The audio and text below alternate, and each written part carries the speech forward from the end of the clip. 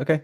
People are just now starting to pile in, but you know what? People can watch this video later, so I think we're good to go and start going through it. Perfect. So what kicked off this video is we got some feedback on our end on how you guys measure luminosity or brightness. We also got some questions on how average scene brightness is measured or what real scene brightness actually is. And the best way I've been describing it to people is, well, it's the peak brightness of a 10% window, or I guess it depends on the scene, right? Because certain scenes, such as explosions, can take up more than 50% of the screen. So today I was hoping you guys could walk us through how you measure real scene brightness and kind of do a comparison between some of the top 2018 TVs. Yeah. There's a lot of stuff into brightness because it depends on, as you mentioned, on the scene, but it depends also on the TV. Some TV is going to behave differently, but also it depends on the mastering of the content. And we're going to show it with some real example here. Depending on the disc is going to be a little bit different also. There's a lot of things going on. So hopefully we can clear that up today. Sweet. Let's do it.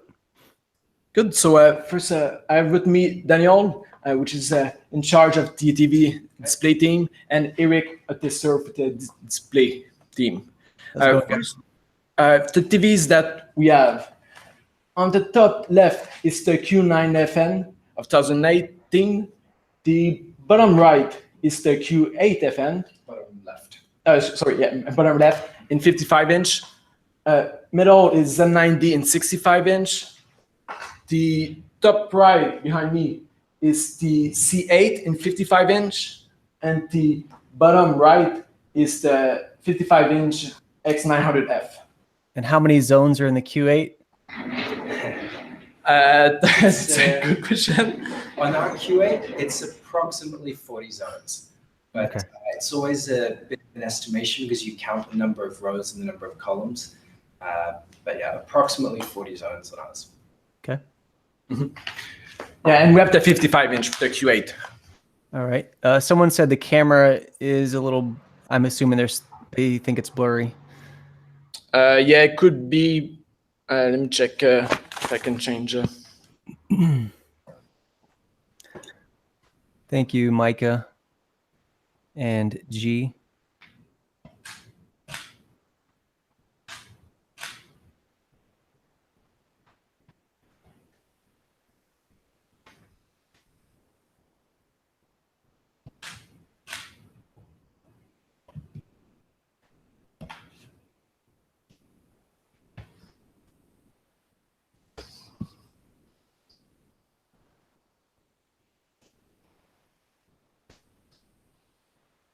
It should be a little bit better now. Or the lens that we're currently using on that camera has a very narrow field. I changed a little bit the aperture to help. But looks good to me. Good. So yeah, so first, so we're gonna do some peak brightness measurements in the video. Let's show up at the table that we're gonna want to fill today. So we're gonna want to display a bunch of different patterns and take measurements on them. We're gonna start with SDR, a 10% window. After that, we're gonna do a PCU, so just a web page, especially to show the ABL on Oled. Then after that, a YouTube video, a trailer of a movie. Then a real scene pattern. Then after that, we're gonna switch to HDR, 10%, and a few Blu-ray movies from different, I think we have Planet Earth, Batman vs Superman, The Martian, we're gonna use today. And then real scene, which is our test pattern that we display in for the review. Sounds good. You guys go with that in the chat. Silence is golden. Okay, so first let's start with making sure all the TVs are set up properly. So I'm gonna leave it to Daniel to verify all the settings of every TV. So you get the Q9FN. So this is in SDR, and we're going for the peak brightness. So it's the maximum backlight, most picture adjustments disabled. So the digital clean view, auto motion plus all disabled. Maximum local dimming on high on this TV, and everything else disabled. We're using the warm to color temperature because it's closest to our target, or the standard target of 6500 Kelvin. And just a note for people at home, I've just changed the exposure on the camera because since we're doing a lot of high peak and brightness measurements here, the camera is overexposed, so I need to take everything down to actually see what's going on the screen. Makes sense. Can you check the focus and make sure it's on the TV? Yep.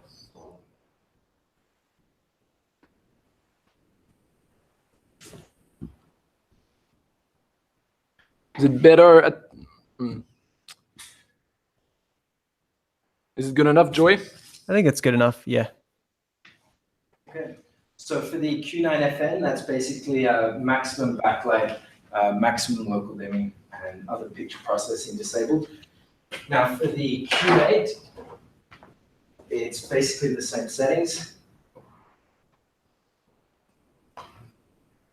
So the same thing here with maximum backlight, most picture processing disabled, and then high local dimming with the warm to color temperature.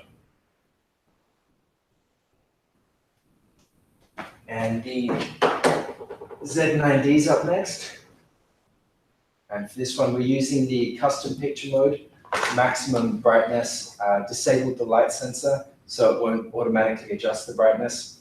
Auto local dimming on high, extended dynamic range on high, and other processing disabled.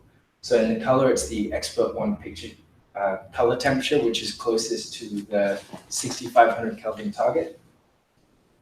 And all the clarity settings disabled, the motion settings disabled, and video options on auto. And we've got the LG C8 OLED. So for this one, we're using the Expert Darkroom Picture Mode. The two Expert Darkroom and Expert Brightroom are actually, they behave the same way, but they have different default settings.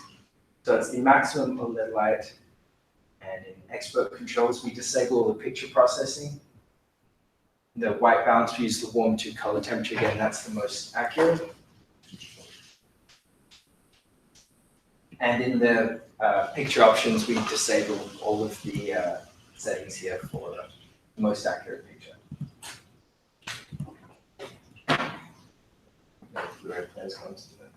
Hey, is it possible to take the other camera and put it closer to the TVs? Yep.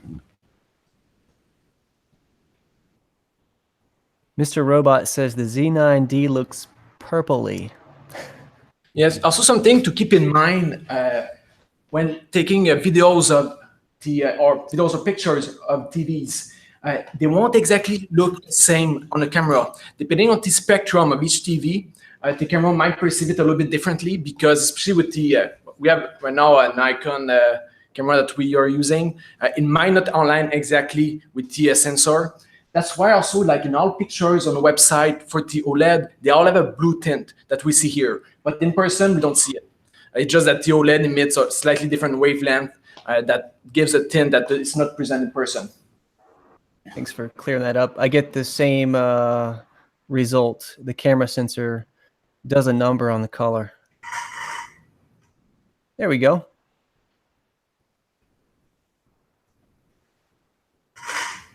Where's everybody from in the chat? Where are you guys located?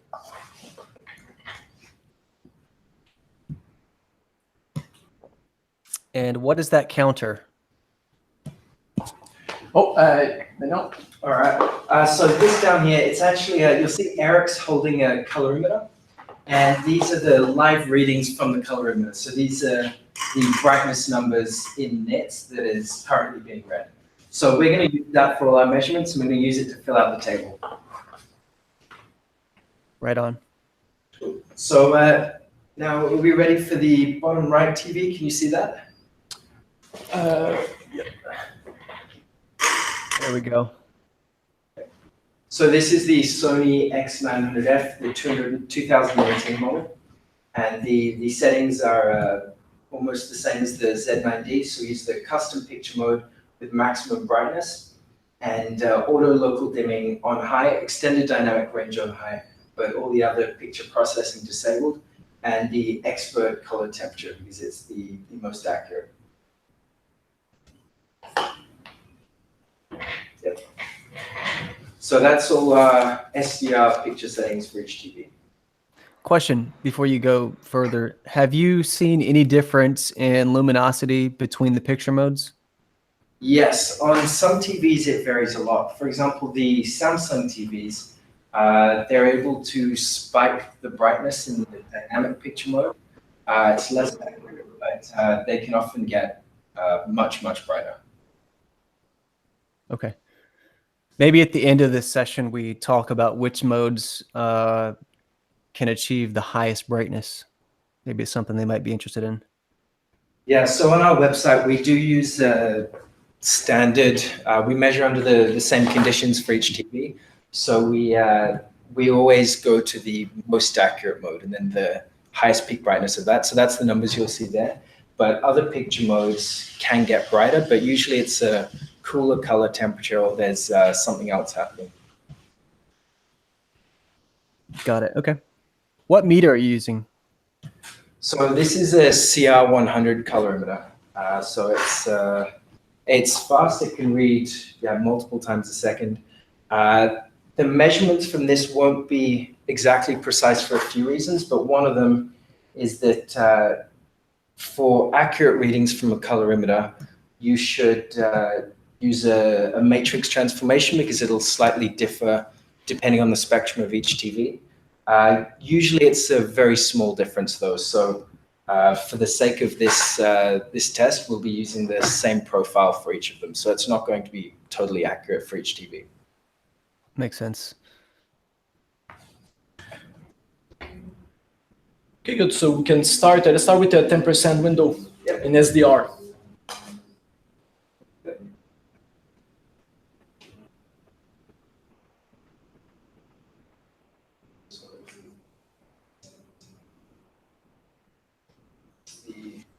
So right now the pattern is displayed via the Blu-ray player. Is that right, Daniel? Yeah, that's right. It's a video clip on the Blu-ray player in SDR. So it's about 2000, 1950 nits we're reading on the 2000?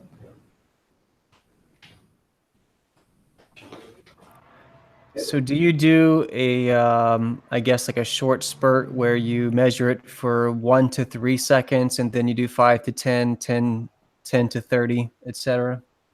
So for our peak brightness measurements, we actually, you'll find that it actually varies a lot for a lot of reasons. So we try and control for each of those reasons. So usually we're not doing it now, but we would play the same 30-minute scene beforehand to make sure that they've all sort of warmed up or cooled down to the same state.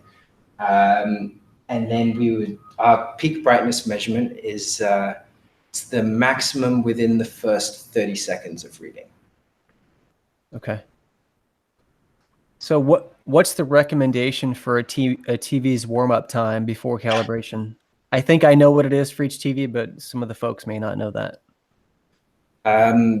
For us, we play some content for usually an hour before. Do you mean for warm-up or for just the how do you say it? The break-in period. Yeah, the break-in period. No, just the warm-up pre-calibration. First, we do a half an hour that we play a video file.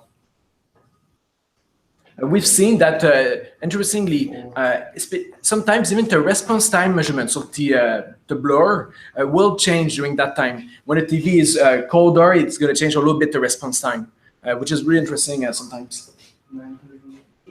For the worse or for better? It depends. Most TVs start off with a slower response time, and then it will pick up, so you'll get less blur. But sometimes you end up with more overshoot. So it depends on the TV. Okay. But it's the same thing. So when we do our response time measurements, we also leave them to warm up for half an hour before, because it's more of a typical usage. Makes sense. Okay, so we've done our 10% measurements. Can you take the other camera? I'm gonna switch. So as you can see on the 10%, the Q9FN is brighter. Q8 Z9D about roughly the same. C8 is the darkest one at the 10%, at least this one. It's a little bit different than our 10% on our website, but it's somewhat in line, I believe, for these. Also, you have to keep in mind that for all of this stuff, plus or minus 100 nits is about the same. It's hard to tell the difference. That's why, like, if I switch back to the main camera, like, and even if I turn down the exposure of the camera, you can see the C8. This one is definitely darker. Let me bring it back.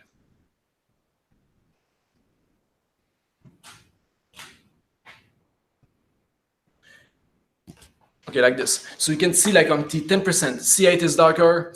You get 900F and the Q8 seems a bit darker, and then Z9D and the Q9 is about the same on these. So for anyone who's just now coming in and it's dark in the room and we don't have labels on each TV, can you walk us through which TV is which again in the dark? Yeah. Top left, Q9FN. Bottom left, the Q8FN. Center is Z9D. Top right, C8. Bottom right, X900F. Thank you. So I'm going to change back the exposure of the camera so that we actually see a bit more. Okay, so let's do the... So we'll go on to the real scene. So you can do the SDR real scene peak brightness. So we have our own real scene test clip that we use so it's consistent across all models. So the Q9, that's about 665, 670 nits. I'm going to change the exposure again of the camera so that we can actually see something except of the... Okay. The Q8, that's about 560 peak. 556.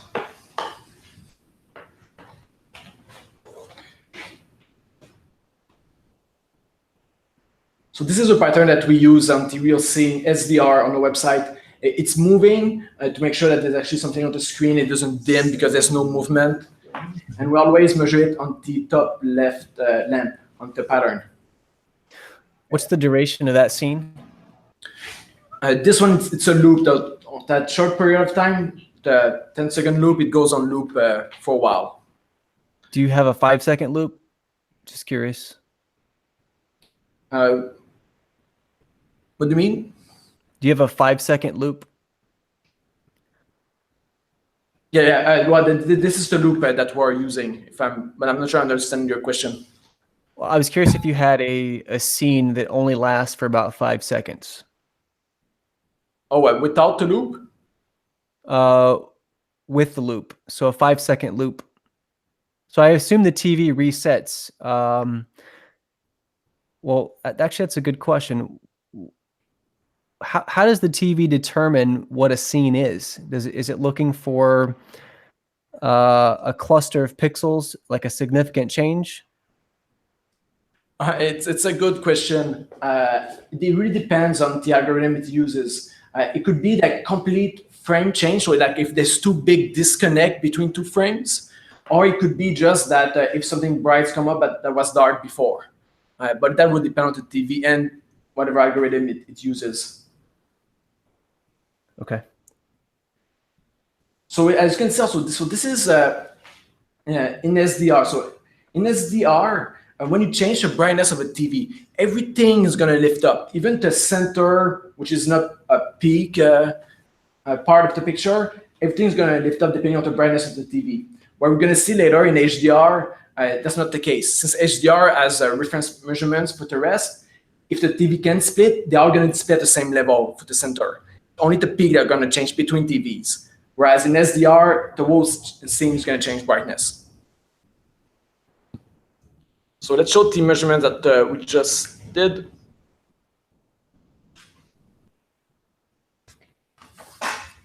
So in SDR for the real scene, Z9D seems to win here by just a short margin compared to the Q9FN.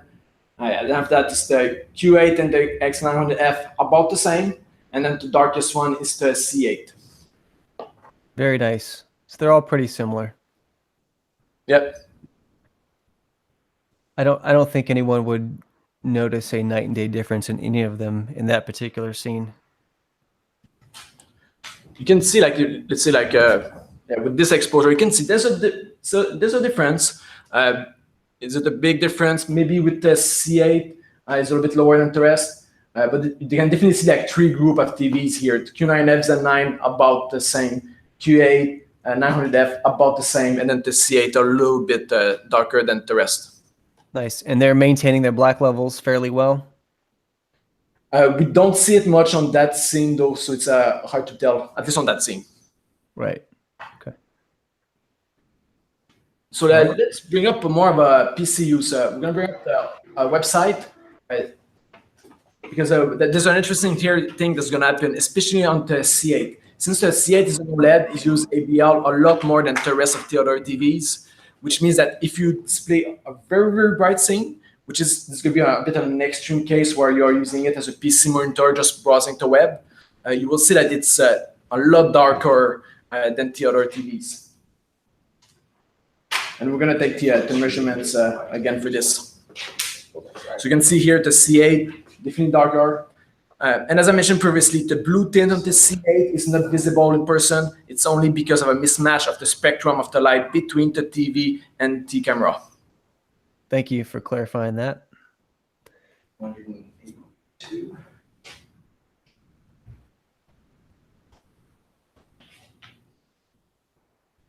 $654.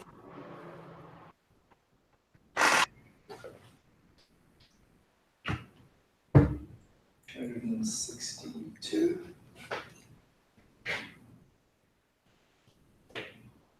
And 558.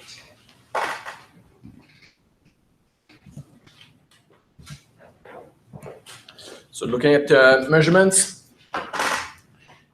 So for the web, we call this browsing on a PC. Z9 seems to win the one but barely. But they're all pretty equal for TLCD on this one, very relatively. It's really the CA that takes a hit here because of the ABL.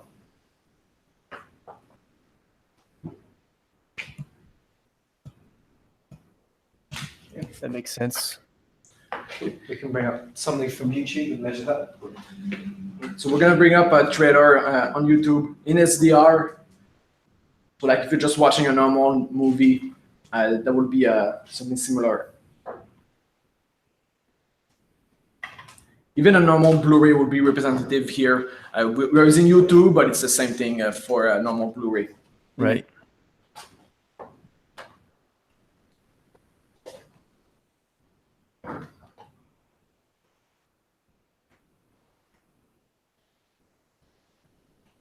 We're going to find a very bright highlight to measure.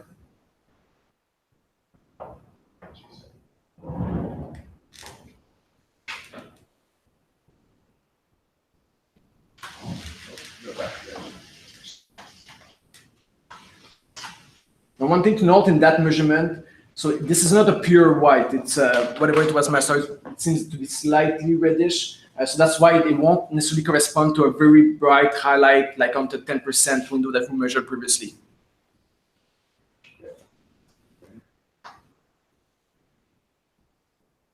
F62.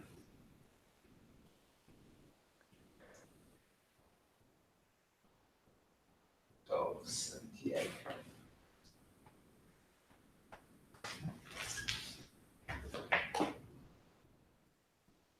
$95. 725.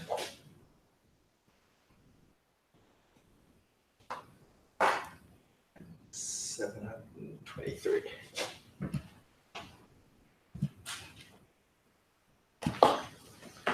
So on the YouTube clip from movie, so Z9D seems here to win a little bit more noticeable margin here. 200 nits is a little bit visible if it's side by side, not really if it's not side by side though. But then the Q9 is very close. But then there's a drop after 900F is definitely a step that you can notice. Q8 is close to 900F, a little bit noticeable to drop if it's side by side, but barely if it's alone. And the C8 here is a little bit lower than the rest. Okay. Do you have the ability to play test videos upon request? Yeah, sure. Yeah. All right. I'm going to send you two to kick things off, but we'll keep going with your test. But I just want to let folks know that if they have any requests or content requests that you want Rtings, Rtings, if you want Cedric at Rtings to play for you guys, just drop the link in the chat and I'll make sure they get it. Yep, great idea. Okay, so while people send us some test pattern we can try, we're going to switch to HDR now. Now, HDR is really interesting because since the brightness level is inside the format, that means that for some measurements, all TVs are going to be the same, especially the normal part of the thing are going to be the same. Peak highlights will differ, but the inside the scene would be the same on a lot of TVs.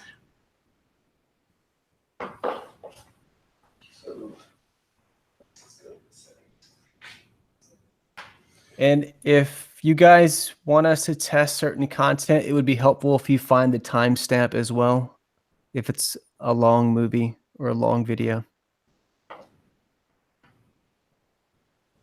Right, so we can start by going over the settings of each TV. So the Samsung TVs, first I'll show that.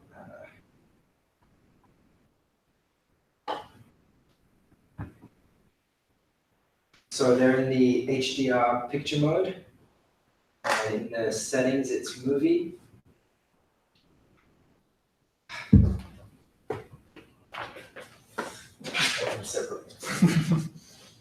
In the expert settings, we've got maximum backlight, maximum contrast, digital clean view. Okay, I'm going to switch the other camera, Daniel, so we can see something.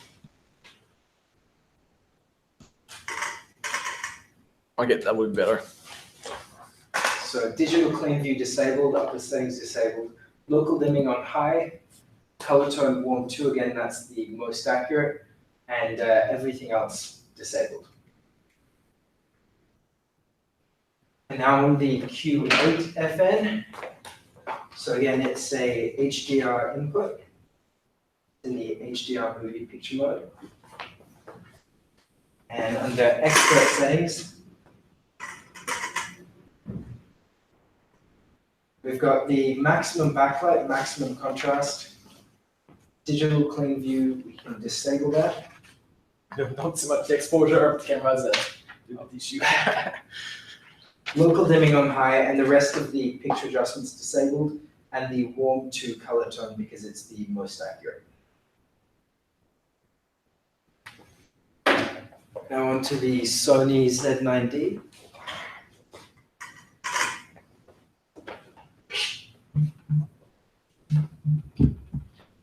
So under picture adjustments, it's the HDR tag there. We're using the custom picture mode for this with the maximum brightness, maximum contrast, other picture adjustments disabled, auto local dimming on high, and extended dynamic range on high. For color, again, we use the expert color temperature because it's the most accurate, with other picture adjustments disabled, like the digital noise reduction, and motion flow also disabled with video options on auto. Now the LG C8.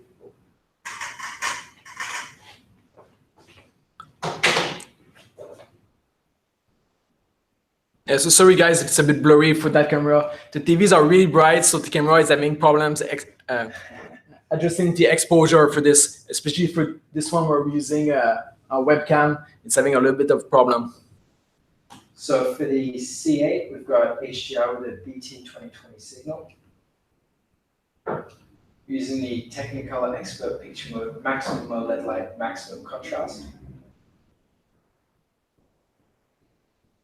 Under Expert Controls, we disable all the picture processing. And we use the warm tube color temperature because it's the most accurate. With all the other picture options disabled.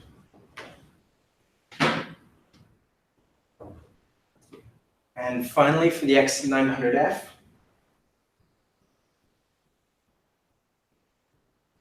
so again, we're in the Hdr Picture Mode with the custom. Maximum brightness, let's see, maximum contrast. Auto local dimming on high, extended dynamic range on high, and all of the other picture processing disabled, and the expert color temperature. So that's all the settings. Can start taking some measurements. Cedric, I've sent you 3 videos if you want to preview them quietly and let me know what your thoughts are. Okay. Are they all HDR or is it only 4K? Because The first one is HDR. The next 2 are SDR 4K. Okay. Which one will be easier first? Then I'll put on YouTube. SDR is easier first. I would probably do the Vegascapes. Okay. We're just gonna do the 10% first, and then we're gonna switch to this after. Perfect.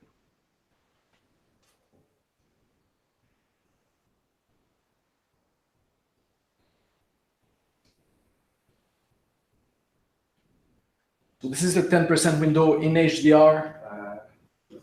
Oh, what is that? Yeah, we're gonna switch to 10%. Further down here. Okay.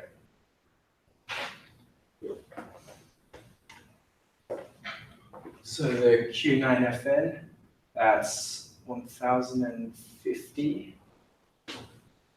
Oh, that's too big. Yeah, it's not That's 10%. 25%. Hold up. Oh, there we go. Yep.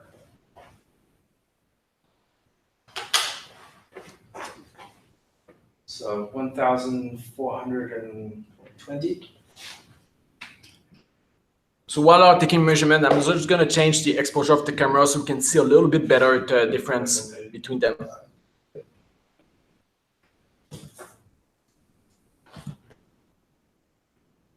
And 1625.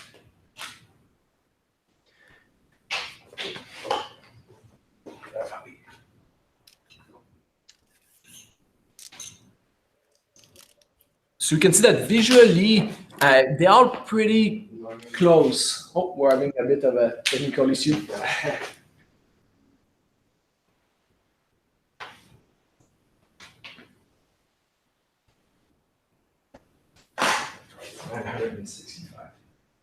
Okay, so visually it's pretty close. Z9D definitely bright, Q9 also, but for the rest, it's relatively similar.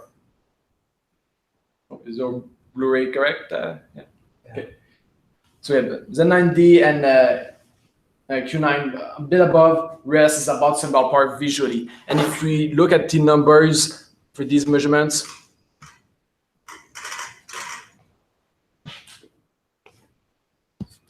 so numbers, Z9D wins 200 nits here. As you saw, it's not that noticeable compared to Q9. Q8 is next, but not that much visual difference compared to C8 or 900F until 10% HDR pattern. Now we're gonna try the video that you guys sent in SDR. Micah is asking if the Q9FN is blooming or is it your camera? Can we bring back the pattern?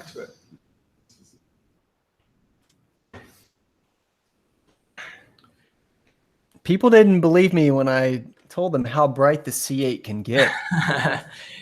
Yeah, on the 10% window in HDR, C8 can get as bright as almost the 900F or and visually you saw there's almost no difference. Yeah, that's why I compared the C8 to the 900F, because when they're in the same room, the luminosity looks pretty similar to me. Also, something of note: a camera like we're using right now, the one that's currently filming is the Nikon D750. The contrast that it perceives, it varies a bit depending on the condition and the lens that you're going to use, but it's somewhat about what, Daniel? It's 5,000, maybe 10,000, depends. Yeah, I'm not sure. So that's something that as soon as you have like local dimming or perfect black, the camera won't be able to get both the black and the white without crushing either one, because it's really a limited range that the camera tries to capture, and the TV does more than what the camera can display. So yeah, so on the Q9, first, I don't know if you see it, we do see a little bit of blooming around the box. Same thing, maybe a little less on the Z9, but you think, Daniel? Yeah, a little bit less on the Z9. Nice. A bit more. Yeah, the Q8 has some blooming, and the 900F has some blooming. I'm not sure if it's visible on the camera though. I know what doesn't have blooming.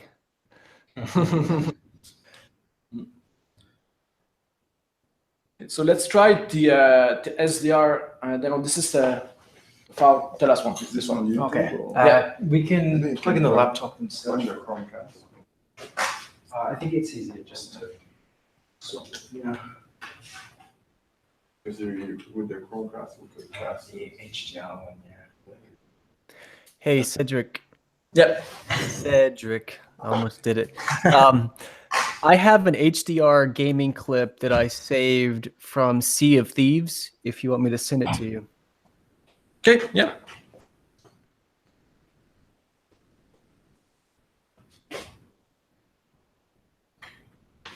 Okay.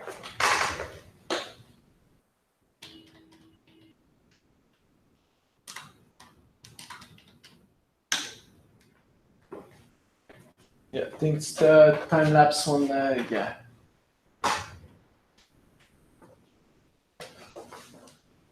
So this is the video you requested.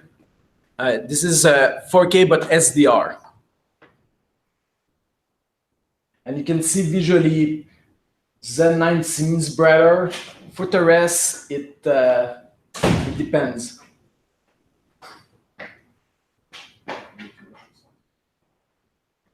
C8 a little bit darker than the rest here. Same thing here. But Z9, almost all scenes it looks brighter, at least in person. I don't know if the camera captures it.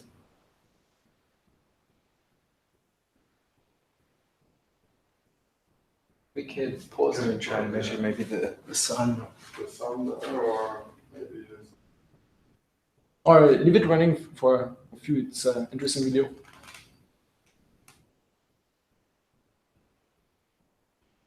And this is all with the max settings on all TVs.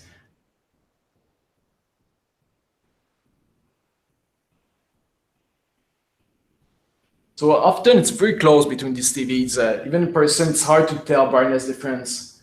At least in this one, C8 sometimes a bit darker, Z9 a little bit brighter, but for the rest, it's hard to tell.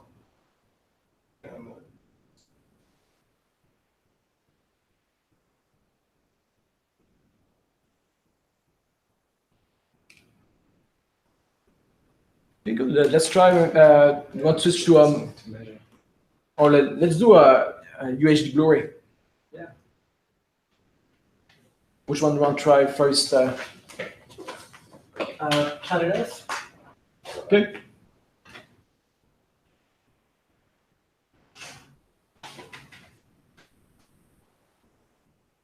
So we're switching to the Planet Earth 4K Blu-ray.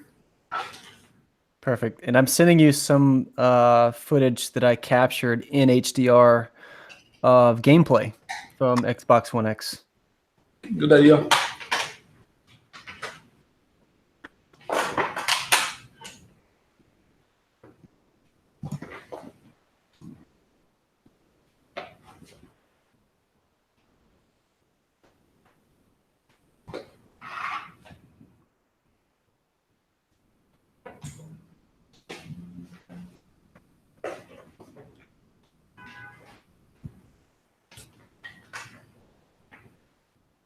Chromecast is connected.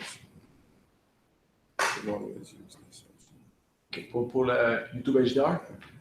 Good.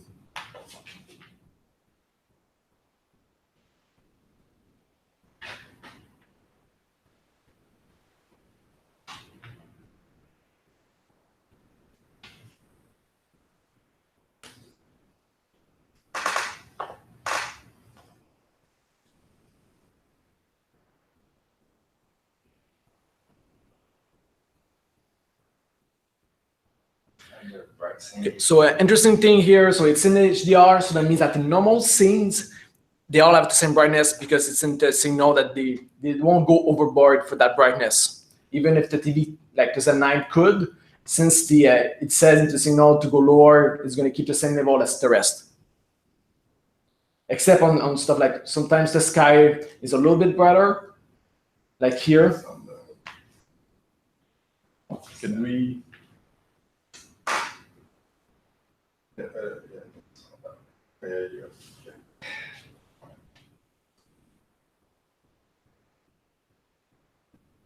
I think there's. Yeah, this. Yeah, that's correct.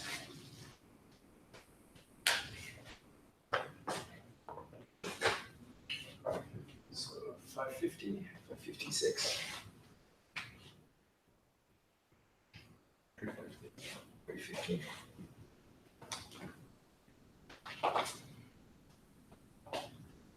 $566. So we can see here it's lower than the peak brightness of like 10%, even though it's a small highlight, but that's because of the mastering content that it wasn't meant to be brighter than this. And also it's a little bit yellow tint, so it's not a pure white. And if we show the measurements of the sun here,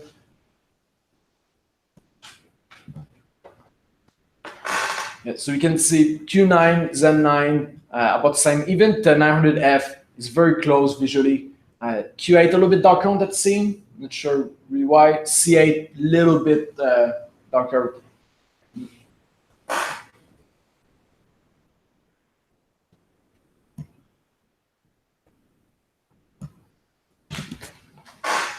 No, let it run for a few.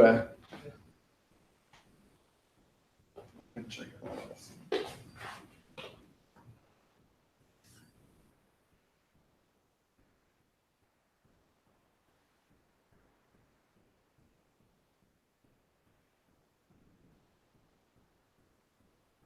So in most scenes, there's no difference visually.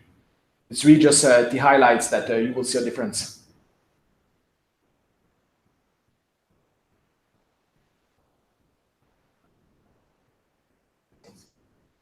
Should we measure that? Yeah.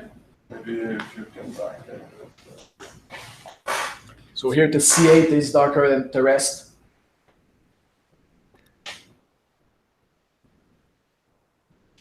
Put it in dynamic mode. 340. There's a few reasons why dynamic mode on TVs is usually a bit brighter. First is the color temperature. On TVs right now are calibrated to a 65,000 Kelvin. This, or it's a little bit more yellowish for some people. And usually for TVs, if you put a more bluer tint, not only visually, a more blue-white seems more bright white, but also as far as measurement goes, it's going to be a bit brighter too, because it can utilize a little bit more the full RGB pixel.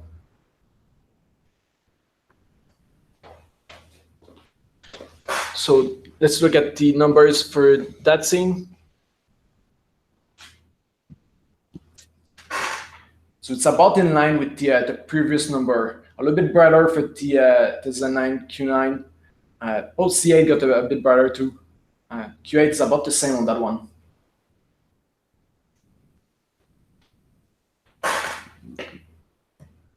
We're gonna keep it running for a few more scenes just to see, and then we're gonna switch maybe to a Batman versus Superman. Yeah. Sounds good.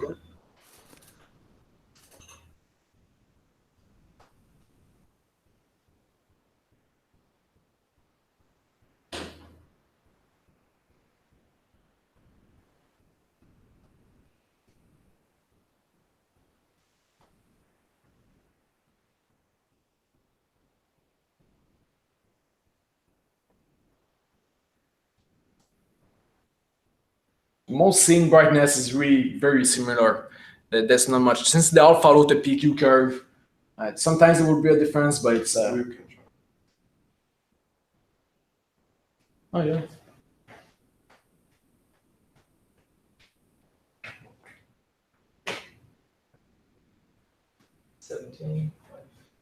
In real content, it's hard to get highlights that actually go above 1,000.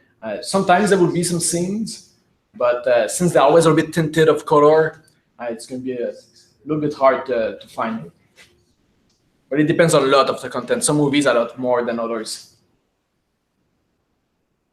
176. 149.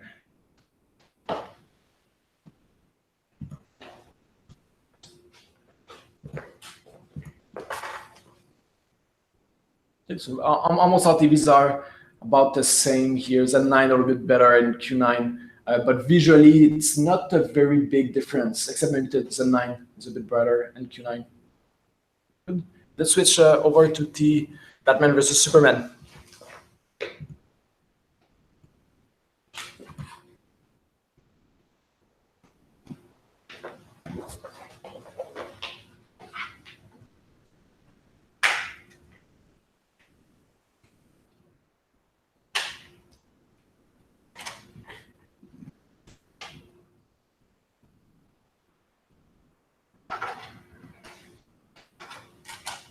I'm loading up your inbox with clips. Okay, well, I'm gonna send the link to that computer, and I'm gonna watch after Batman vs Superman.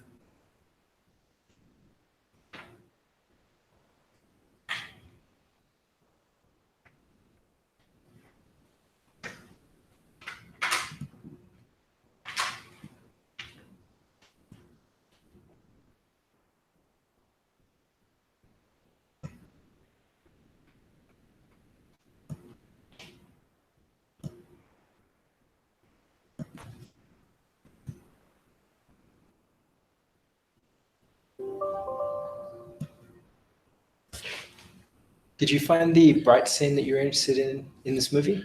On that movie. Are you asking me? Yeah. Which time code? Maybe you can play a few scenes so that people can watch for themselves. Oh, this one is pretty.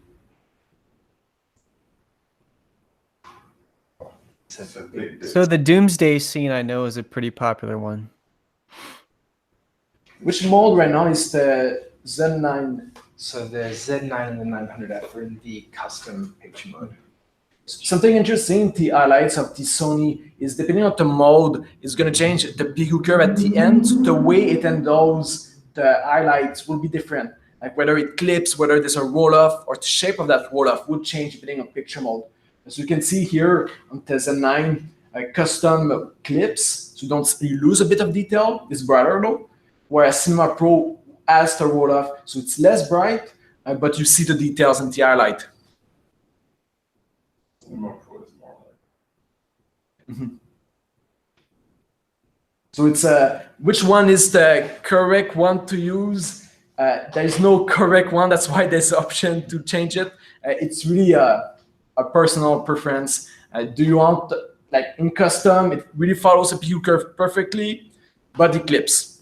Or do you prefer less bright highlights, but more details? It's a personal preference. So if you want brighter, but don't mind losing highlights, put in custom. Otherwise, Cinema Pro, you will see more details in the highlights. Not measurement, I know. 75. You can see for that Blu-ray, it's mastered a lot brighter than the Planet Earth one.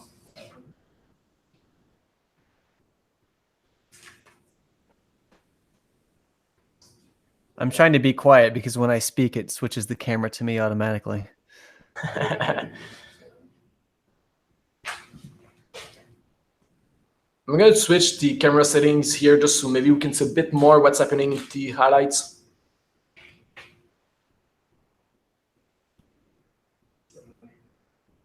T6. What did you get for the C8? It's really bright, so it's hard to capture with the camera.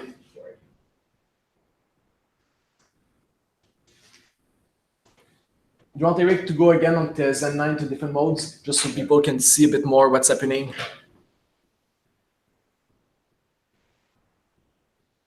Cinema Pro is 2.4 gamma. Okay.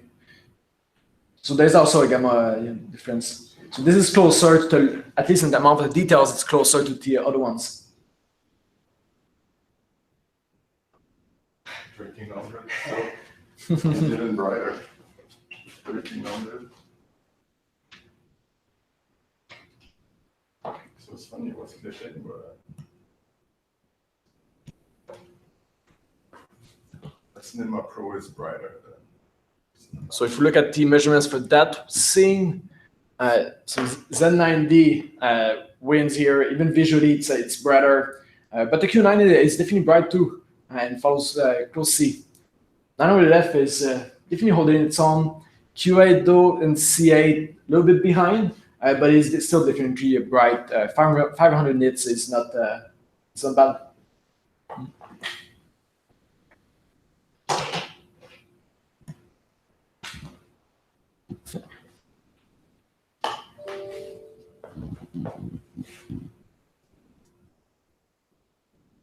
Oh, we have a good question in the comments. What's the brightness of the ceiling light?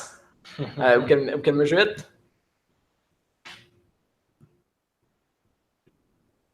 Is that 4,000? Oh, it's clipped now, so it's not reading. They are bright. So, and for people wondering what's actually in those lights, we have 4 T8 tubes of 4 feet. So there's 4 tubes in here. So it's even relatively a bright room here. Since we do a lot of videos, it's brighter in this room than in our office, in the desk area. So this is brighter than in a normal office space. Maybe about twice as bright as a normal office space, maybe.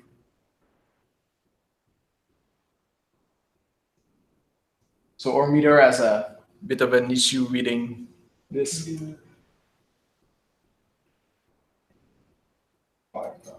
What's the measurement? Seems to be about 5,000. Yeah, 5,000 something. This light right here is 18,000.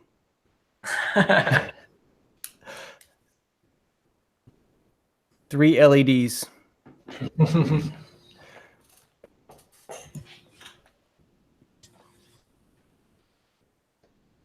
Would you say the limitation of these TVs is the power supply, government regulation? Like, what would you say the roadblock is in these TV manufacturers just coming out with scorchingly bright TVs? It's a mix of a lot of constraints. Price is definitely a constraint. You want to keep the costs down as much as possible. There's government concerns too, as far as regulation goes. And that's why a lot of TVs are going to try to trick those. For example, in the default mode, they're going to behave differently just to account for those guidelines. There's a lot of, oh, what's that? That's in. That's an explosion, so it's very high APLC. So there's a lot of factors. Heat dissipation also is something that is important. If you don't dissipate the heat well, the component is going to break, which is not something you want. And there's the power constraints too. The more brighter the overall screen, the more power you're going to need. Okay. Romaine, here you go. This is almost 20,000 nits.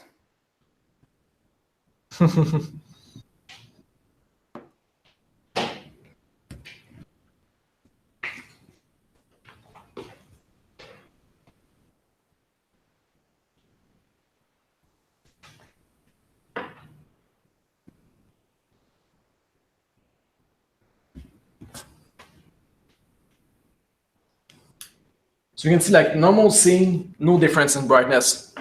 It's really just like big explosions or like a sun, you will see something.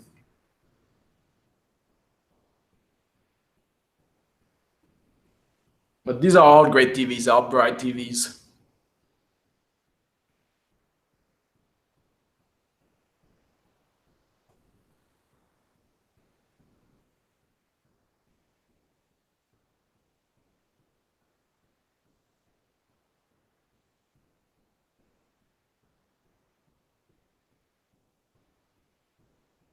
Okay, let's switch to one of the videos you sent me.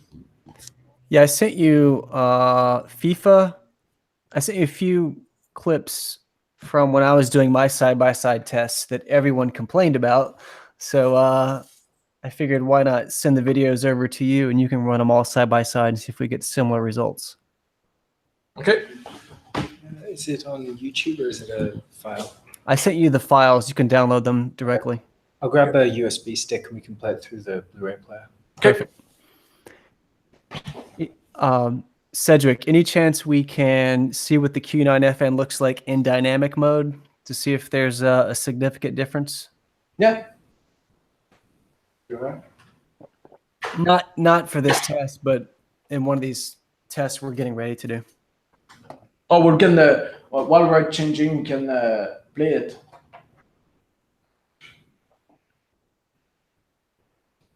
So you will notice that in dynamic mode, first thing that is noticeable change is the color temperature. I don't know if it's we see it here. Let me just change the camera settings. But it is bluer, so it's not as accurate. But it does give to bring out more brightness. So if you really want that pop feel, dynamic will bring it more. So Arthur Curry found the timestamp. He said for Batman versus Superman, it's 2 hours and 5 minutes exactly. What? 2 hours, 5 minutes.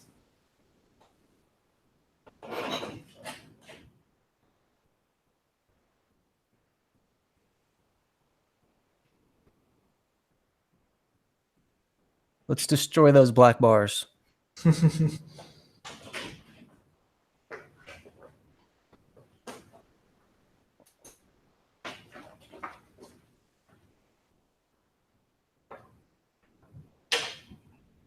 You know what's funny? The other day I was watching an older movie that got remastered, and whoever worked on the movie or on the regrade, I guess that's the term, the black bars aren't black. They're actually gray. I thought something was wrong with the TV, and then I played it on the OLED, and sure enough, the bars were actually gray. So it's not an issue with the TV. It's the content was screwed up on Blu-ray. Mastering is really important. It's almost as much important as the rest. If the content is not good, then the TV cannot do much with it.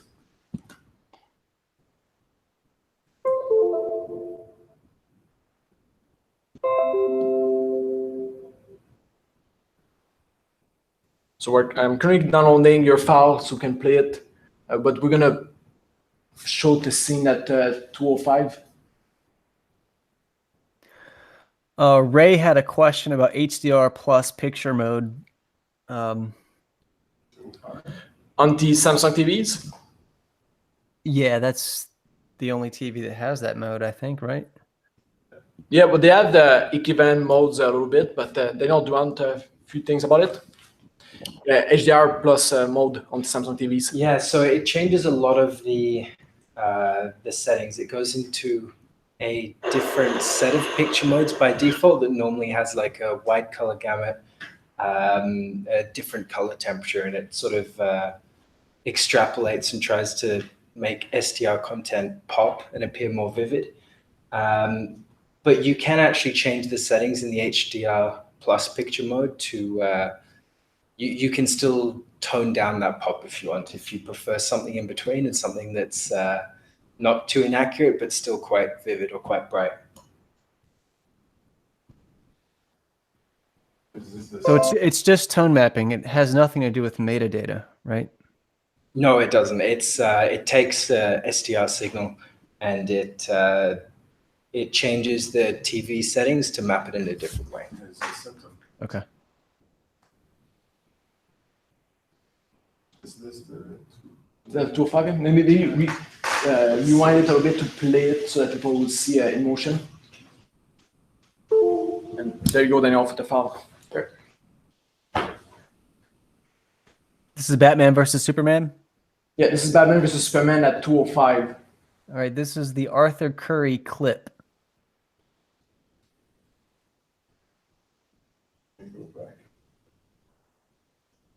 Yeah, maybe a few seconds before and see it live.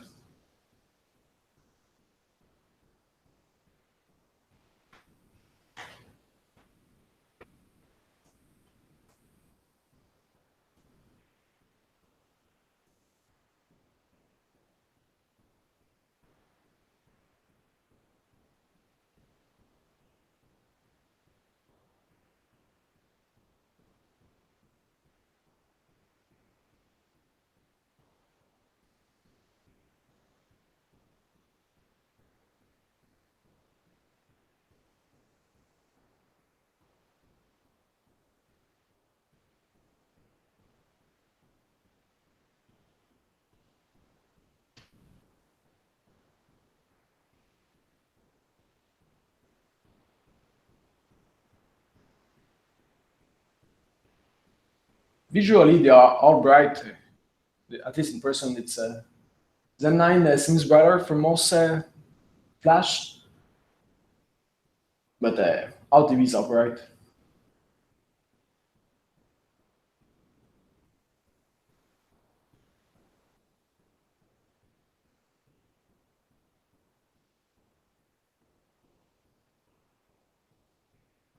Good. Let's split your file, Joey. Sounds good. Thank you.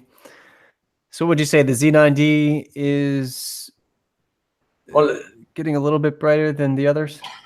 Well, if we look at the measurements that we took so far, so it seems across the board, the Z9D, at least in real content, there's a difference. Let's say compared to the Q9, it's going to vary by what, 100, 200, sometimes a little bit more nits. It's not always noticeable that much. Side by side, you see a little bit difference, like 100 nits side by side, you see it, but without side by side, it's not a very big difference. But on some scene, the Z9D definitely is brighter than the rest. And for people who are joining late, can you call out the picture modes that you're in, as well as the brightness setting for both TVs?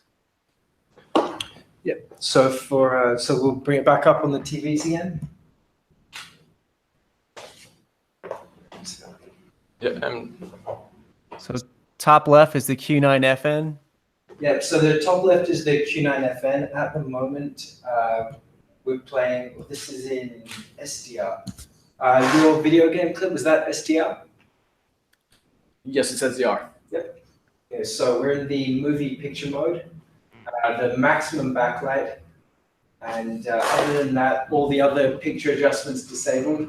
Local dimming on high, the warm 2 color tone, which is the closest one to the 6500 Kelvin that most content is mastered at. And otherwise, it's just the picture adjustments disabled. Perfect. These guys might recognize this clip. So. And now this is the Q8FN, and again the settings are basically the same. So it's the maximum backlight, the picture adjustments disabled, and maximum local dimming on high with the warm 2 color tone.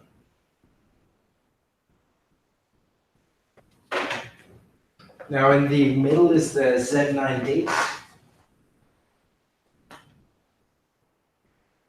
Again, this is in the custom picture mode with maximum brightness. The light sensor disabled so it doesn't adjust automatically.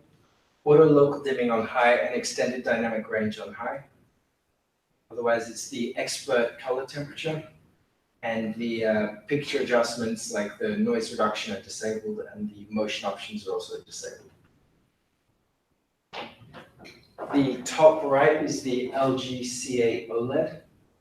That's in the expert darkroom picture mode with the maximum OLED light. In the expert controls, Everything's disabled, such as dynamic contrast or super resolution.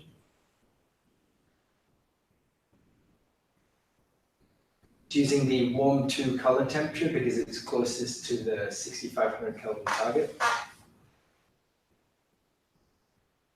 And everything's disabled in the picture options. The bottom right is the Sony X900F. Again, this is in the custom picture mode with maximum brightness and the light sensor disabled. Auto local dimming is on high and extended dynamic range is on high. In the expert color temperature, under clarity, everything's disabled for the most accurate image. The motion options are also disabled. So that's the settings. Thank you. And I'd like to call out that this test that you're getting ready to perform is also a dirty screen effect test, or DSE. So in these clips, I was panning around abruptly and slowly, actually. So we have a nighttime scene and a few daytime scenes from Sea of Thieves. So it's going to be hard to see on camera. So if you guys notice any dirty screen effect, or if you see any like tiles or vertical banding on the screens, could you call it out? Because we can't see it. Okay. I'm going to play this now. Do you want me to change the exposure of the camera? It looks okay to me.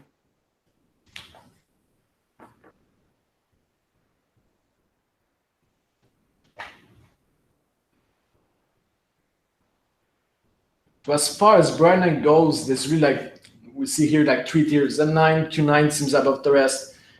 Q8, 900F, a little bit darker, not that much noticeable, but a little bit.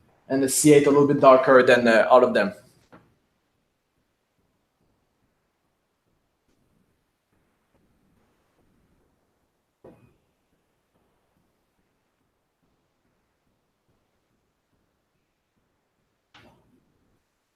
Right, all these clips are 2 minutes exactly.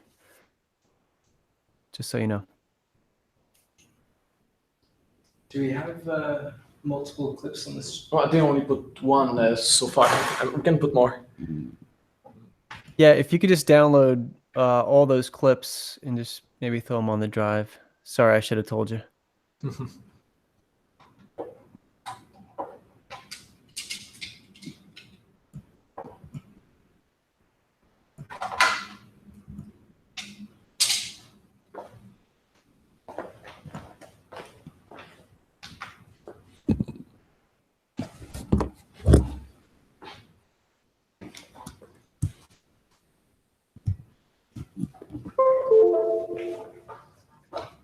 So if you guys need to use the bathroom, now is probably a good time. It's going to take Cedric a second to download these couple of clips.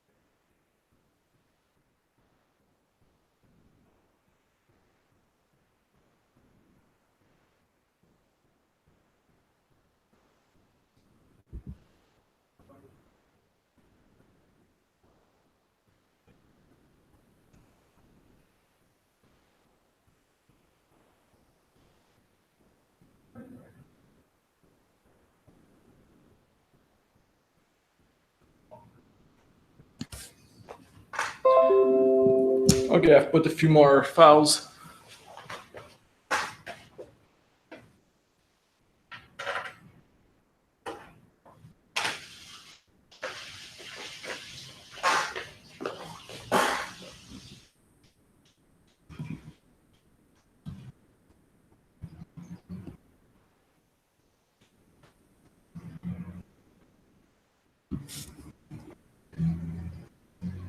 So this is all SDR.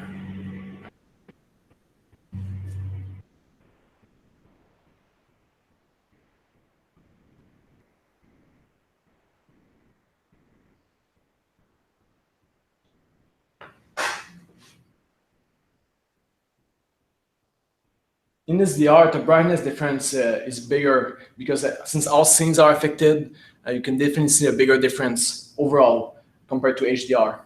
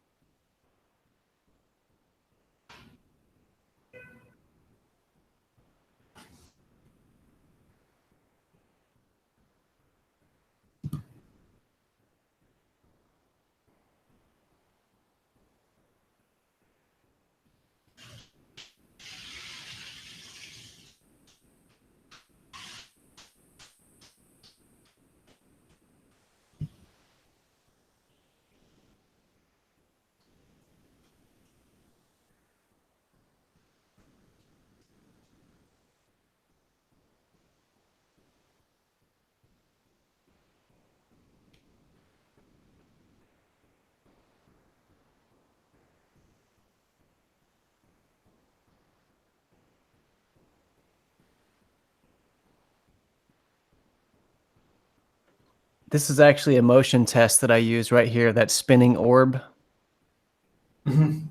It's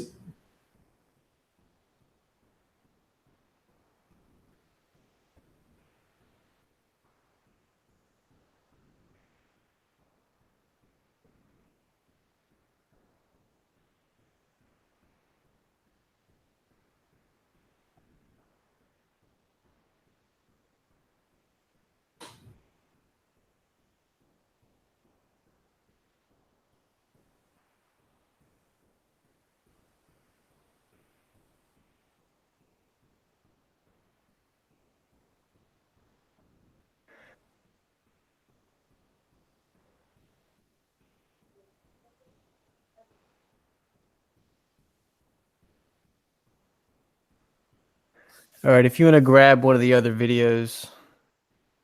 Another one now? Yeah. Push that one. Let's go to.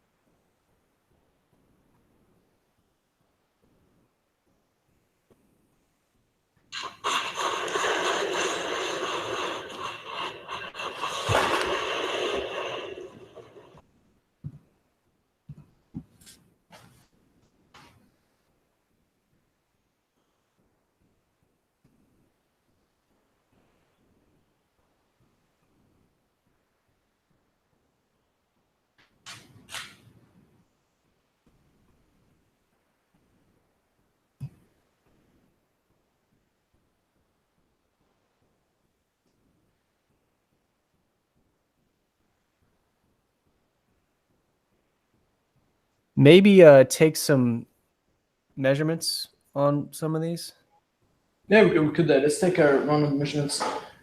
What's it? So this is SDR. Right on the left. Is it too small or?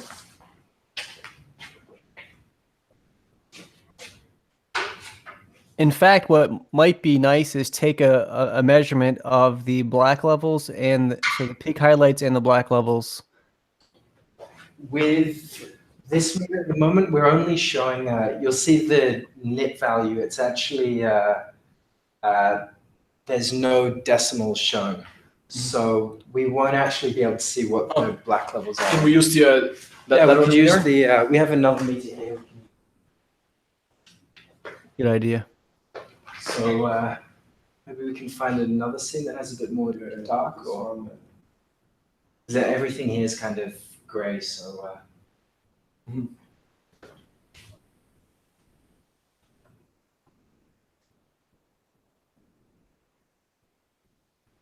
Yeah. Some dark. It doesn't seem pure yeah, dark. it's Though. not a pure black. So.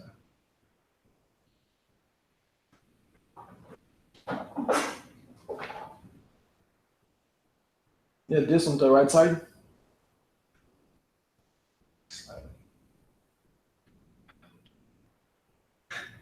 Yeah, that's good. Yeah, it's good. Then you can measure the right side of these. Note that here, since we have the lights on, reflections will be part of the measurement, and especially at the black level, the reflection finish will affect this thing, even perceptibly. So usually, sometimes in a bright room, it's the one that has the best reflections, that has the best blacks. Do you take your measurements with the lights on or lights off normally? Always the official measurements always lights off. We don't do our official measurements in that room. We have separate rooms where we isolate everything, make sure there's no lights that goes in. So we don't do the measurements in this room. So at the moment, there's very little that's controlled compared to our real numbers, or our numbers that are up on the website during the normal testing. We try and control as much as possible. So I use the same spot for each of these. This is about 0.19 nits.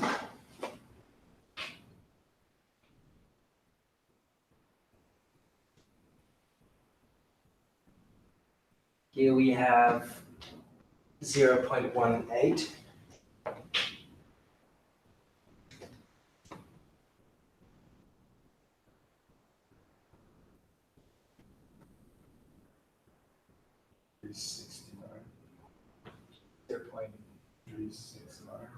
So 0.36. So 0.36 there. What's the one? 0.1? 0.19 and 0.18. 0.1162.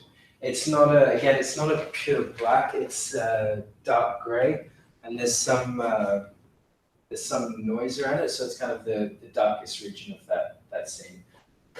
0.171. So this is affected mostly by the gamma of the TV. Mm-hmm. So let's look at the overall brightness measurements, so we can talk a little more in general if these brightness difference are worth it or not, or what's the noticeable difference. So one thing to note is that the 10% window in an actual number, absolute value, it's really hard in real content to reach those, depending on a bunch of different factors that affect it. But it's hard that you're going to reach like 2000 nits on the Q9 on real content. So it's not really a good indicative, at least in the absolute. Whereas the other stuff that for web, it doesn't really correspond to a real scene either. The YouTube clip that we showed, which was the movie trailer, this one is more representative of what you normally see. Same thing for HDR.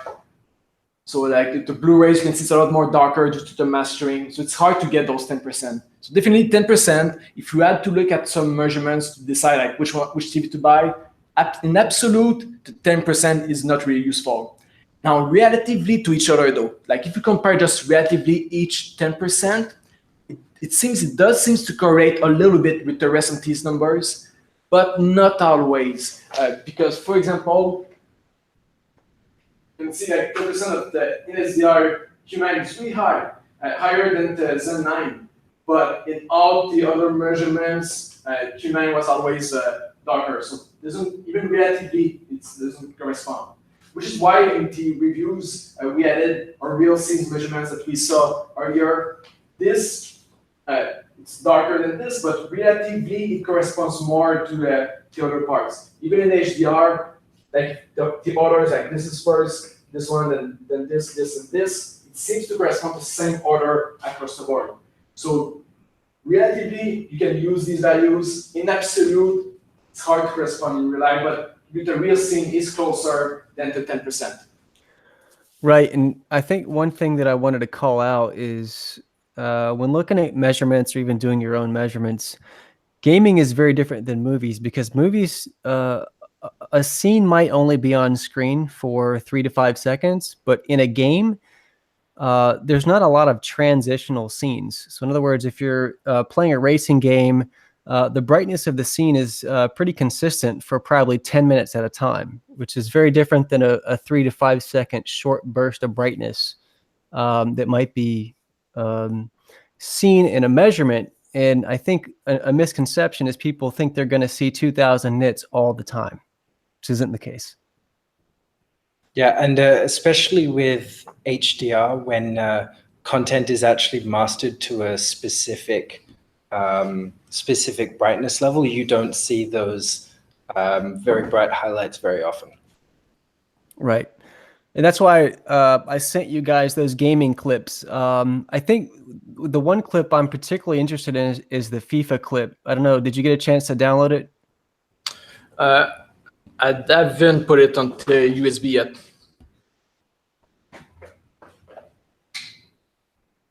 Actually, did you send me that clip? I don't see it in my emails.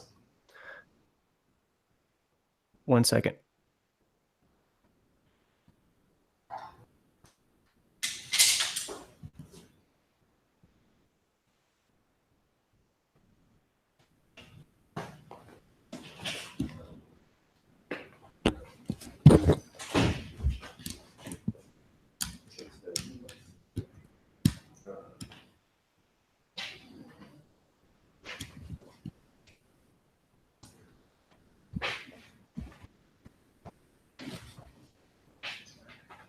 You should have it now.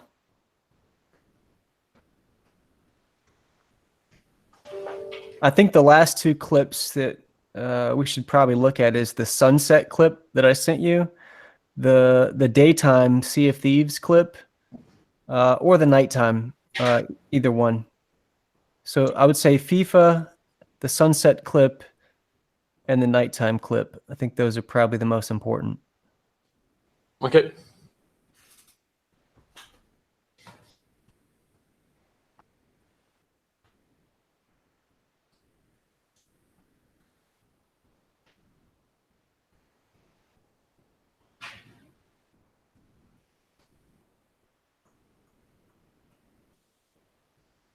Some folks are wanting to see Dolby Vision versus HDR. No, actually HDR 10 Plus versus Dolby Vision might be more interesting. But yeah, we can do a Dolby Vision versus HDR. Yeah, it's a little bit more complex to do that kind of comparison. We won't be able to do one today.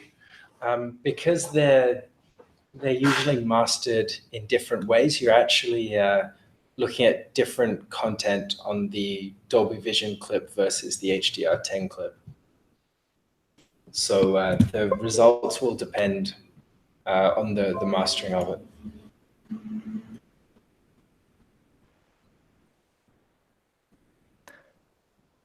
I've done the side-by-sides. I don't see a huge difference in them. I mean, Dolby Vision looks a little bit better, but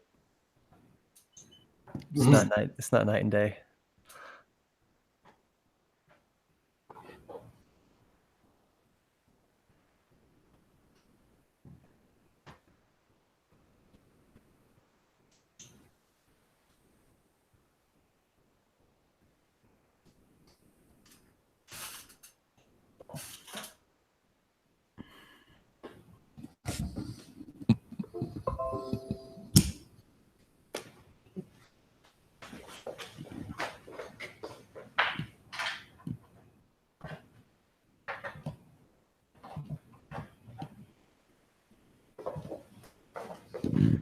Cedric.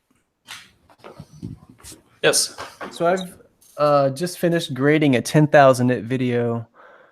So I did the same video at 750, 1,000, 2,000, 4,000, and I also graded it at 10,000 nits. It looks good on the Samsung. It looks a little rough on the LG. Any idea what's happening? I mean, it's an HDR 10 base layer grade. So I certainly don't have a Dolby Vision license. But what do you mean by it doesn't look so good? Because definitely different TVs and different manufacturers, they behave differently to different HDR10 metadata. So there's no standard at the moment for how a TV should react to content that exceeds its capabilities. So different TVs will actually have different results as far as like the roll-off of highlights or the clipping. And sometimes even you'll find the overall image drops because they tried to roll off very early and to keep those bright details visible, but it can cause the overall brightness to decrease. Yeah, I'm seeing a brightness drop, but I'm also seeing oversaturation on the LG.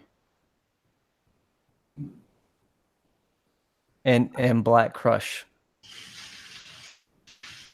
I'm not sure why that would be. Yeah, do you remember on which mastering that was? What software? No, I mean which. Your metadata. So you set like the mastering display to different, say, chromacity coordinates or the brightness of mastering. Sony. I think it's BVX. I'm not sure then, because I think a lot of HDR content is mastered with the Sony reference displays. Mm-hmm. I'll send you the HDR file later, and be curious to. Yeah, send us, and we're gonna try it. So I can show one of the other files. I think it was one of the dark. Did you play that? Yeah, this one.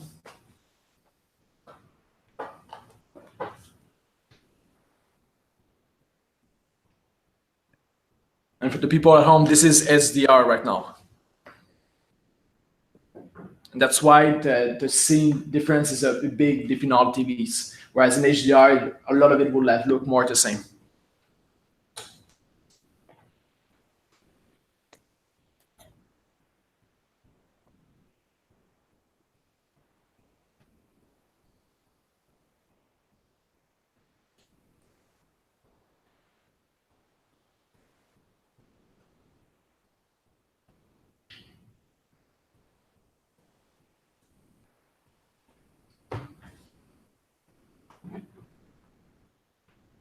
So do you want to maybe talk about how or why HDR would be the same versus SDR?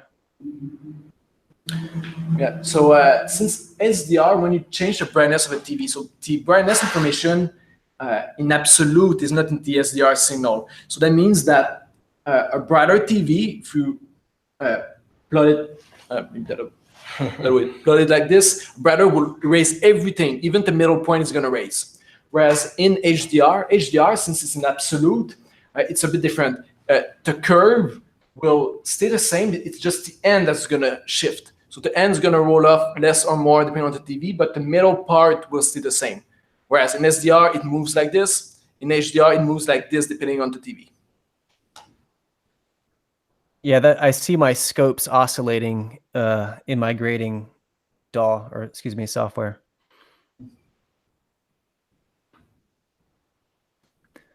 So question for you, did you play the FIFA video already, or did I miss that? Yeah, yes, we can go back to it. Yeah, we played when we talked about. Okay. So the reason I wanted to, we can just talk about gaming. We don't actually have to show anything, but I think I had another clip on there that was a daytime scene. I don't know if you played that one, but I think we all know how it's going to look. What are your thoughts on the brightness of a TV when gaming, right? So I think a good example is probably Forza, a racing game or FPS game, right? Where the scene doesn't change that often. So do you think sustainable brightness is a critical metric for gamers? Yes, but what we've seen in at least this year is TVs definitely have better sustainable values. They cheat less in time compared to the previous years. So it's less of an issue now. In the past, it used to change a lot, especially like Samsung TVs. Like 2 years ago, they peaked for like 50 seconds and dropped a lot. Now in movie mode, it's a lot more flat in time. So it's not as much of an issue anymore as far as shooting a TV. Okay. Someone had a question about upscaling. So cable TV, especially Comcast, I think Comcast is 720p, if I'm not mistaken. So I get a lot of questions every day about which TV is best at upscaling. And I'll just go ahead and tell everyone for the record, I don't see a huge difference in any of these TVs at upscaling. I don't care if it has an X1 Extreme chip or if it has the Alpha 9 chip in the LG. I do not see a huge difference side by side watching the same cable feed. I'm not seeing it. Maybe my vision is terrible, but I definitely wanted to get your take, Cedric, and if anyone else wants to pontificate. Yeah, so there is a difference. Definitely they use different technologies, and if you put like especially patterns, you're gonna see a difference. You're gonna up close, you will see it's different. Now, is it better? Not it's on patterns. It's hard to tell on patterns. It really depends on the pattern. Now, in real life, especially with lower resolution content, sometimes it will see different, very small. But I agree with you. Overall, it's almost all the same. The quality of the content matters more than the quality of the upscaling. Upscaling, we're going to change very small things, but the quality of the content is more important. So I don't think you should be based your decision on the upscaling quality, even if you watch only low quality content. There are differences, but it's usually very minor. Right. So do you think anyone should make their decision on which TV they should buy based on upscaling? No. I don't either. I think by default, we would typically say, Sony has the best upscaling, and the argument is usually this. Sony is a production company, right? They're a film company. So from soup to nuts, they make the cameras, they have the HDR grading monitor, right, that a lot of the production houses use. They make microphones. I mean, one of my guys has a $10,000 Sony microphone, for goodness sake. So they make everything, right, end to end.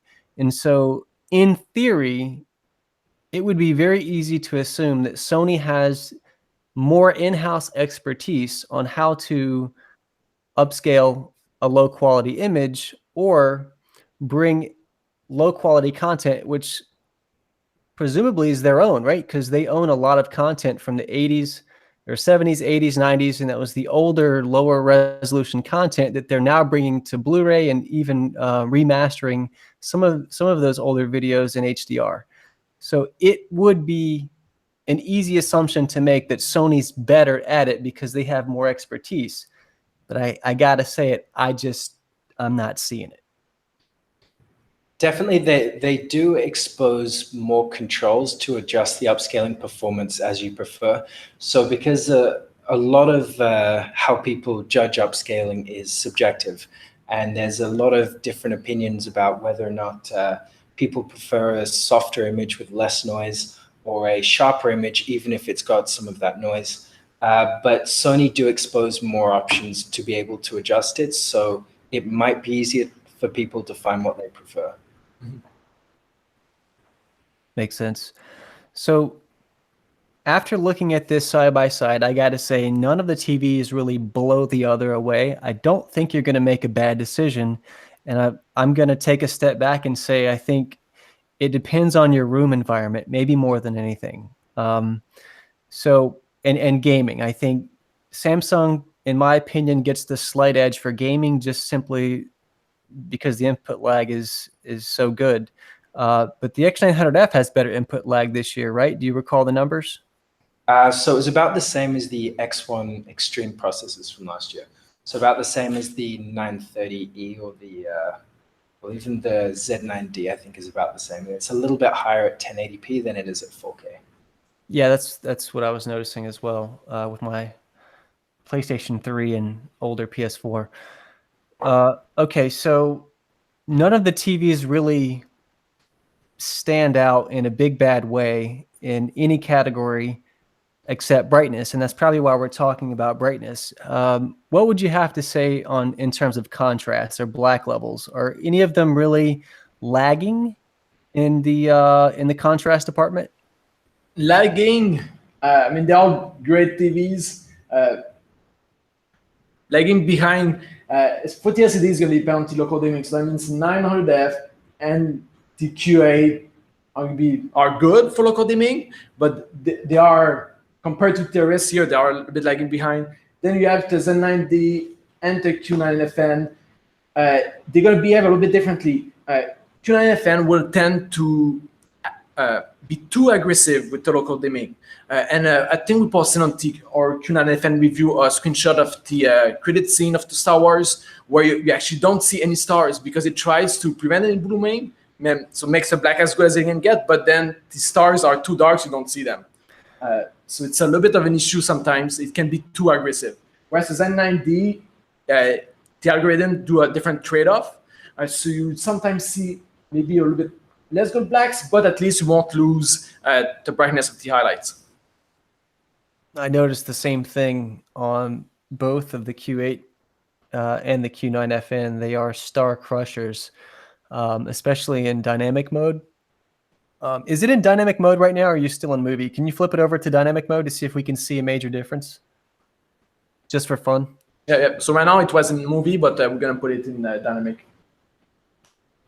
And I noticed you guys were able to achieve a measurement of over 3,000 nits for the Q9FN for a few seconds. So how long was the duration on that measurement?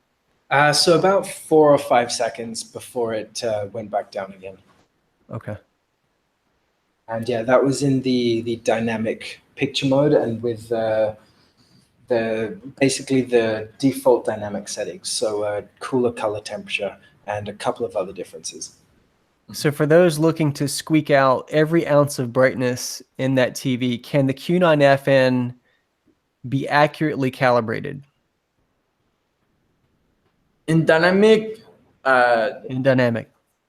I believe it actually locks the color gamut to wide for SDR, which Yeah, I don't think it's possible. I think it does too, yeah.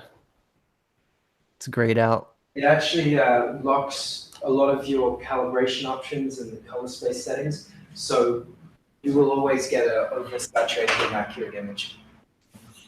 Could reduce the color. Okay. All right, guys, we're going to take some last minute questions. We've kept them for almost 2 hours, if you can believe it. So if you have any questions, now is the time to ask, because we won't be doing this too often. So do any of you guys have any questions? Feel free to ask them in the live chat.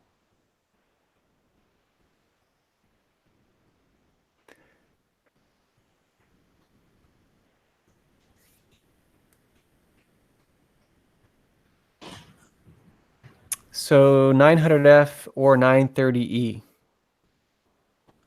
They're very similar as far as performance goes.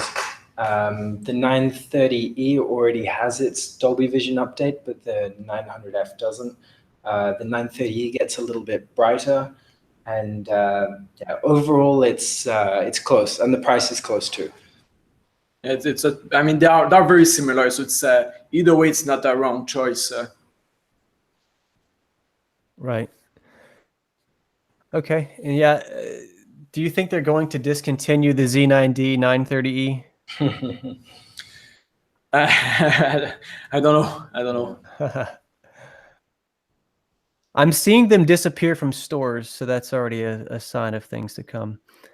Okay. How aggressive is the ABL on the C8? Is it the same as the C7, or has LG eased its grip?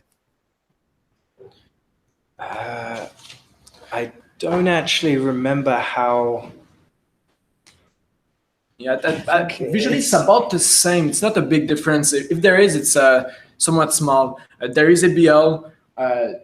You will see it not in real content, not very often. PCUs, you will see it, but usually real content, you don't see it much. We've also found that with OLED panels, there is some unit variance. So let's say we bought 6 C7 TVs, 1 B7 and 1 E7 last year that have the same panel, and they all behave slightly differently. Yeah, I've seen variations from the same model as well. Ray H, dynamic doesn't track the proper color space.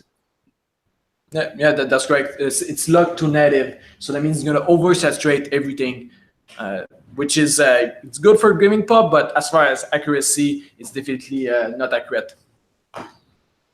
So I'm sure you know that I think both Samsung and LG are they have a hidden feature where you can kind of auto calibrate the TV.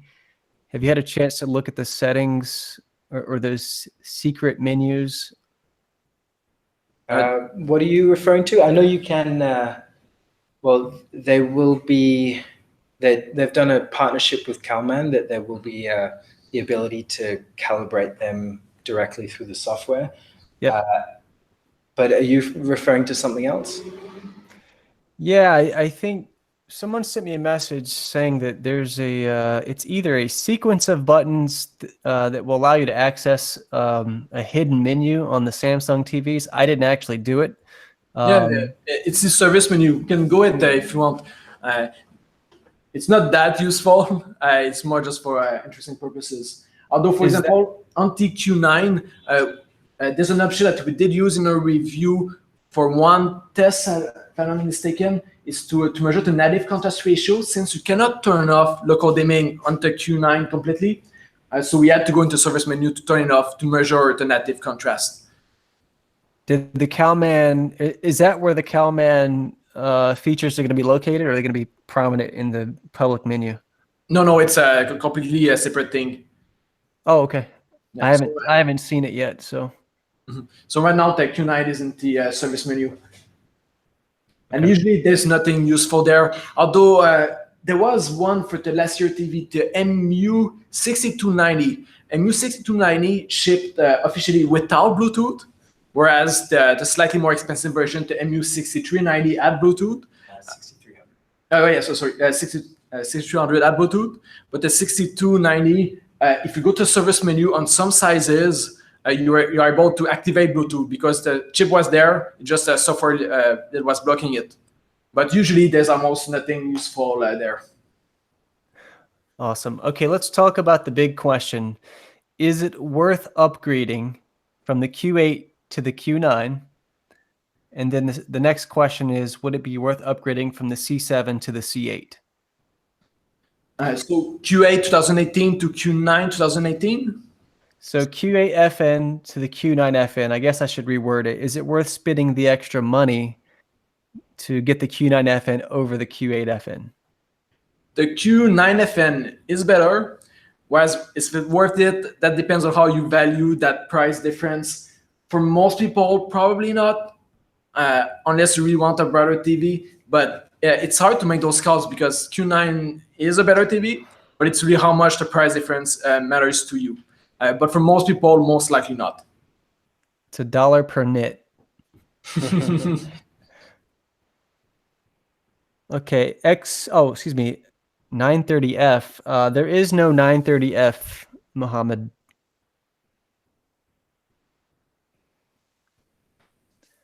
Okay, and C7 to C8. Should a C7 or B7 owner upgrade to the C8? So overall, they are very similar. The C8, it's got a black frame insertion feature that helps to clear up some of the persistence blur for things like fast-paced games at 60 FPS. And it handles gradients a little bit better. But other than that, the differences are very minor. So if you care about those two things, then maybe, but otherwise it's probably not worth it. Yeah, if you already have a C7, definitely I wouldn't upgrade. If you are buying a new TV, then maybe the price difference could be worth it, but for most people, probably not. Right. Okay. And out of the TVs that are coming soon, right? So we have a rumored Sony Z replacement coming in September. We have the Vizio Quantum TV launching pretty soon, if it's not already out. I don't think it is. You have the new TCL 617, I think, that just dropped. I think that's the big three. And of course, you have Samsung's Q9S. and the Samsung The Wall that's coming supposedly later this year.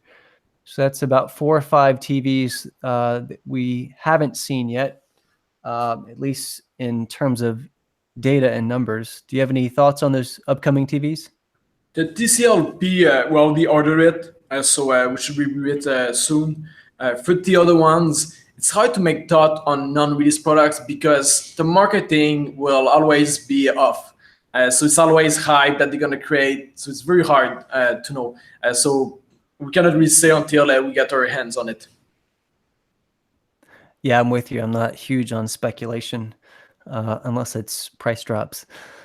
Okay. Does anyone in the chat have any final questions? I don't want to take up too much of their time. They've already been hanging out for 2 hours. So 5 more minutes and then we're going to wrap up. Duke has a question. C8 or the 930E? That's a tough one. It depends a lot on your preference, what you're going to use it for, your room. Depends a lot. So usually dark room, C8 because of better blacks. If you need a wide viewing angle, C8 also is a bit better. In a bright room, though, you might like the brightness of T930 more. Terj, I'm totally going to ruin this person's name. Soccer on my B7 with broadcast quality, the ball disappears. Is that similar on the C8? If the ball disappears, most likely is that the motion interpolation feature is turned on. So the soap opera effect feature. Sometimes the soap opera effect will have artifacts, and these artifacts might make objects disappear if they move, especially if they are small. If they move too fast, it might disappear. So usually that's just a setting issue. Go to your settings, disable the motion interpolation, and you should be fine. No TV should lose objects like that with the correct settings. All right, last question. The Q8FN or the X900F? So the Q8FN, it can display, well, it's got a wider color gamut, so it can produce more saturated highlights for HDR, or if you prefer that look in SDR, then that's a benefit too. The two 55-inch models we tested, the local dimming and the dark scene performance is quite similar. So yeah, it really depends what you prefer. The Q8FN also for gamers, it's got low input lag interpolation, so that can really help to smooth up games, especially games that are at 30 FPS. You can basically play them at 120 FPS with motion interpolation and low input lag. Very nice. Okay. And with that said, it's 5 till 6 p.m. here on the East Coast. So wanted to thank you guys for setting this up. This was awesome. You know, videos like this take an astronomical amount of time. Not saying it didn't take you guys a ton of time to set this up, but it usually takes me about a day or two, maybe 3 days of planning. There's filming, you got to write this script, the editing, all that. It's just insane. So I figured this kind of real world, real-time interaction you know, with the live chat so people can ask questions is even more valuable than what we think people want to see, because every time we make videos, someone has a problem or a question with it. So I think the best way to do it is do it in real time. So I just want to thank you guys for setting this up. Yeah, thanks for inviting us. All right, guys, we're going to wrap up here.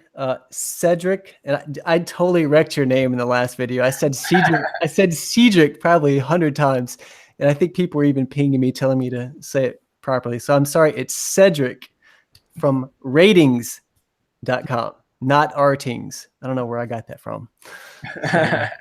All right, guys, visit Rtings.com. Check out the description. I'm going to leave a top comment on this video. It will be up live for you to watch later. If you really want to watch a 2-hour video later, it'll be up there for you to check out. It's not going to be beautifully edited, so if you're very patient, you can skim through here and find some really cool information and the demonstration that these guys set up for us. So Cedric, Daniel, thank you for setting this up. Man, I owe you guys a beer or at least a couple coffees. Thanks. Have a nice day. Thank you. All right. See you guys. Take it easy. Bye.